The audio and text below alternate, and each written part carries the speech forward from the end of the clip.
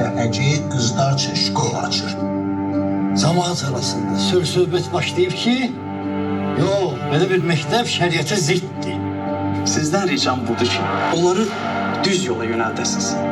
Siz şərəfinizlə, ləyaqətinizlə bir parça çörək qazanmaq üçün səhərdən axşama kimi əziyyət çəkirsiniz. Amma evlatlarımıza kim tərbiyə verir? Kim böyüdür onları? Həcinin məktəbində təhsil alan qızlarımız həcinin hesabını oxuyacaqlar. Qorxmayın, çəkinməyin.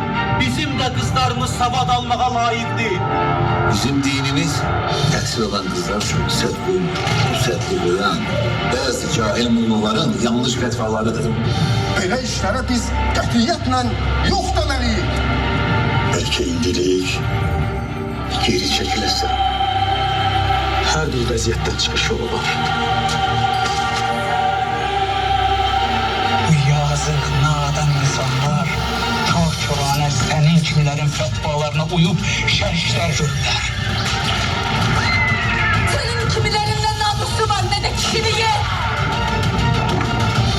Bizim qızlarımızın tərbiyəsiyle məşğul olmağına hiçbir xeyir dua verə bilmərəm.